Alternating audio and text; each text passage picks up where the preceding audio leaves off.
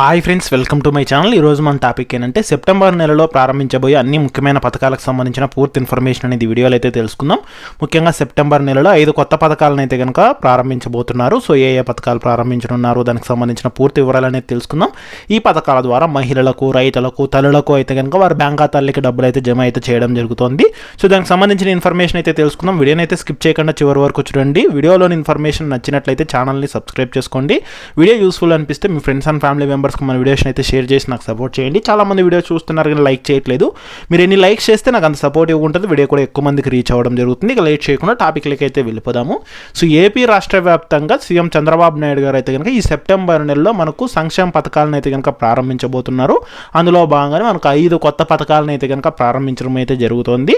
So వీటితో పాటు మరికొన్ని పథకాలకు సంబంధించిన అప్డేట్స్ అయితే వచ్చాయి. సో స్టెప్ బై స్టెప్ ఒక్కొక్క దాని గురించి మనం వీడియోలో అయితే తెలుసుకుందాము. అందులో భాగంగా మొదటగా చూసుకున్నట్లయితే మనకు పెన్షన్లకు సంబంధించి అనమాట. సో పెన్షన్లు అనేది ప్రతి నెల 1వ తేదీన అయితే కనుక డిస్ట్రిబ్యూషన్ అయితే చేయడం జరుగుతుంది. గ్రామ వార్డు సచివాలయం సిబ్బంది ద్వారా అయితే కనుక ఈ పెన్షన్లు అయితే అందజేస్తున్నారు. ఈ సెప్టెంబర్ నెలకు సంబంధించి ఏంటంటే ఒక రోజు ముందుగానే పెన్షన్ల డిస్ట్రిబ్యూషన్ అయితే చేయడం జరుగుతుంది. అంటే మనకు సెప్టెంబర్ 1వ తేదీన ఇవ్వవలసిన పెన్షన్ అనేది ఆగస్టు 31వ తేదీన పెన్షన్ల డిస్ట్రిబ్యూషన్ అయితే ఈసారి చేస్తున్నారనమాట. అంటే మనకి ఎందుకు అంటే ఎన్టీఆర్ భరోసా కింద ప్రభుత్వం అందించే సెప్టెంబర్ నెల పెన్షన్ను ఈ నెల 31వ తేదీనే అందించాలని పంపిణీ చేయాలని చెప్పి ప్రభుత్వం అయితే నిర్ణయించింది. 1వ తేదీ ఆదివారం అంటే సెలవు దినం కావడంతో ప్రభుత్వం నిర్ణయం తీసుకుంది. 31న అందుకోలేకపోయిన లబ్ధిదారులు 2వ తేదీన అందించాలని జిల్లాలకు ఆదేశాలు అయితే జారీ చేశారు. వీలైనంత వరకు 31వ తేదీనే 100% పంపిణీ చేయాలని స్పష్టమైతే చేశారనమాట. సో ఇప్పటికే నగదు అనేది అయితే కనుక ఆ యొక్క గ్రామ వార్డు సచివాలయం సిబ్బంది బ్యాంకులకు వెళ్ళి విత్డ్రా అయితే చేసుకొని రావడం జరిగింది. సో 31వ తేదీన ఈ నెల పెన్షన్లు అయితే ఇచ్చేస్తారు. సెప్టెంబర్ 1వ తేదీ ఆదివారం సెలవు కావడంతో మళ్ళీ సెప్టెంబర్ 2వ తేదీన అయితే కనుక ఇంకా ఎవరైనా పెన్షన్లు తీసుకోకపోతే పెన్షన్ల డిస్ట్రిబ్యూషన్ అయితే కనుక చేయడం జరుగుతుందన్నమాట. ఇక తర్వాత రెండోది చూసుకున్నట్లయితే కనుక మనకు ముఖ్యంగా రేషన్కి సంబంధించి అనమాట. సో మనకి ఈ రేషన్ సంబంధించి కొన్ని ముఖ్యమైన అప్డేట్స్ అయితే రావడం జరిగింది. అందులో భాగంగానే చూసుకున్నట్లయితే మనకు ఈసారి రేషన్లు ఏమేమి ఇస్తున్నారు అనేది కూడా తెలుసుకుందాము. జాతీయ ఆహార భద్రతా చట్టం కింద మనకు 136,420 కార్డుదారులకు 6 నెలలుగా రేషన్ తీసుకోవడం లేదని కేంద్రం అయితే గుర్తించిందనమాట. దీంతో వాటిని తొలగించి రాష్ట్ర కార్డులను భర్తీ చేయాలని ప్రభుత్వం భావిస్తోంది. పౌర సరఫరాల శాఖ నుంచి ప్రతిపాదనలు కూడా అయితే అందాయి. ఇక మరోవైపు రేషన్ దుకాణాల్లో ప్రతి నెల బియ్యంతో పాటు అంటే మనకి ఈ నెల చూసుకుంటే చక్కెర, కందిపప్పు, గోధుమ పిండి, జొన్నలు, సజ్జలు కూడా పంపిణీ చేయాలని చెప్పేసి అయితే కనుక సీఎం చంద్రబాబు నాయుడు గారు ఆదేశాలు అయితే కనుక జారీ చేయడం జరిగింది. సో 6 నెలలుగా ఎవరైనా రేషన్ తీసుకోకపోతే వాళ్ళ కార్డులు అనేది అయితే కనుక క్లోజ్ అవుతాయి. సో అదేవిధంగా మనకి ఏంటంటే ఈసారి రేషన్లో బియ్యంతో పాటు కందిపప్పు, చక్కెర, గోధుమ పిండి, జొన్నలు, సజ్జలు వీటిని అయితే కనుక పంపిణీ అయితే చేయడం జరుగుతుందని అయితే కనుక చెప్పడం జరిగింది. ఇది రేషన్కి సంబంధించి అనమాట. ఇక తర్వాత చూసుకున్నట్లయితే మనకు ముఖ్యంగా రైతులకు సంబంధించి అనమాట. సో ఏపీలో రైతులకు అన్నదాత సుఖీభవ పథకం కింద అయితే సంవత్సరానికి 20,000 రూపాయలు అనేది వారి బ్యాంక్ ఖాతాలకు జమ చేస్తామని ఇదివరకు అయితే చెప్పడం జరిగిందనమాట. అందులో భాగంగానే చూసుకున్నట్లయితే కనుక మనకు ఈ యొక్క రైతులకు పీఎం కిసాన్ మరియు అన్నదాత సుఖీభవ పథకం కింద అయితే డబ్బులు అయితే జమ చేయడం జరుగుతుంది.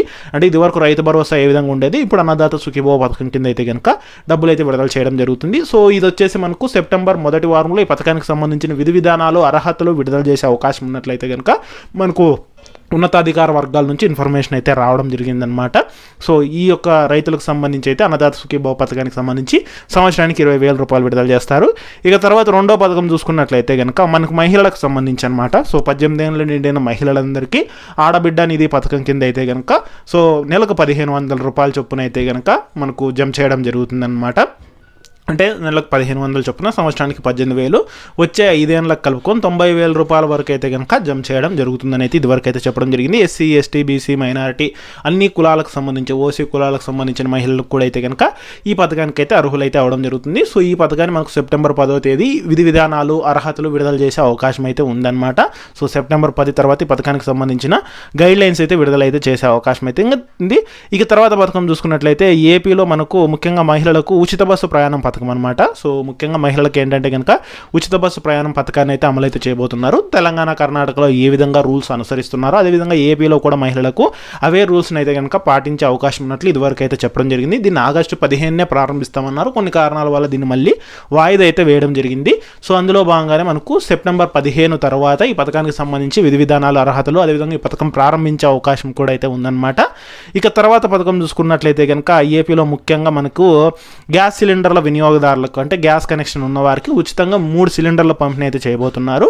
అంటే మనకు దీపం పథకం ద్వారా అర్హులైనటువంటి ఆ యొక్క గ్యాస్ కనెక్షన్ ఉన్నటువంటి వారికి అయితే కనుక సంవత్సరానికి ఒక కుటుంబానికి 3 ఉచిత గ్యాస్ సిలిండర్ల పంపిణీ చేస్తామని అయితే ఇదివరకు అయితే చెప్పడం జరిగిందనమాట. సో అందులో భాగంగానే ఒక సిలిండర్ ధర 820 రూపాయలు అలా ఉంది. సో 3 సిలిండర్లు అంటే 2500 రూపాయలు అనేది ఒక కుటుంబానికి ఒక సంవత్సరానికి లబ్ధి అయితే పొందడం జరుగుతుంది. సో దీన్ని మనకి ఏంటంటే సెప్టెంబర్ 20 దాని తర్వాత మనకు విధి విధానాలు గైడ్ లైన్స్ అయితే కనుక విడుదల చేసే అవకాశం అయితే ఉంది. ఇక తర్వాత పథకం చూసుకున్నట్లయితే ఏపీలో విద్యార్థులకు తల్లులకు సంబంధించి తల్లికి వందనం పథకానికి సంబంధించిన 15,000 రూపాయలు అయితే కనుక విడుదలైతే చేయనున్నారు. అంటే మనకి ఇదివరకు అమ్మఒడి పథకం ఏ విధంగా ఉండేదో ఇప్పుడు తల్లికి వందనం పథకం కింద అయితే పేరు మార్చడం జరిగింది. ఈ పథకం కింద అయితే కనుక సో అర్హులైనటువంటి వాళ్ళకి స్కూల్కు వెళ్ళే విద్యార్థులకు ఒక్కొక్కరికి 15,000 చొప్పున ఇంట్లో ఎంతమంది ఉంటే 2 ఉంటే 30,000, 3 ఉంటే 45,000, 4 ఉంటే మనకు 60,000 వరకు అయితే కనుక జమ అయితే చేయడం జరుగుతుంది అనమాట. సో ఈ రకంగా అయితే కనుక తల్లికి వందనం పథకాన్ని అయితే కనుక సెప్టెంబర్ 25 అలా అయితే కనుక మనకు ఈ విధి విధానాలు అర్హతలు విడుదల చేసే అవకాశం అయితే ఉందన్నమాట. ఇక తర్వాత చూసుకున్నట్లయితే నిరుద్యోగులకు సంబంధించి అనమాట ఏపీలో ముఖ్యంగా నిరుద్యోగులకు నిరుద్యోగ భృతి కింద ప్రతి నెల 3,000 రూపాయలు అనేది ఇస్తామని అయితే చెప్పడం జరిగింది.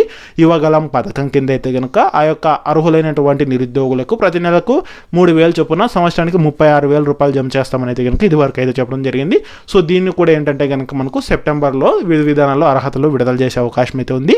అలాగే ముఖ్యంగా మహిళలకు చూసుకున్నట్లయితే డ్వాక్రా మహిళలకు 0 వడ్డీ రుణాలు ఇప్పిస్తామని అయితే చెప్పడం జరిగింది. సో ఒక్కొక్క సంఘానికి 10 లక్షల రూపాయల వరకు వడ్డీ లేని రుణాలు అనమాట.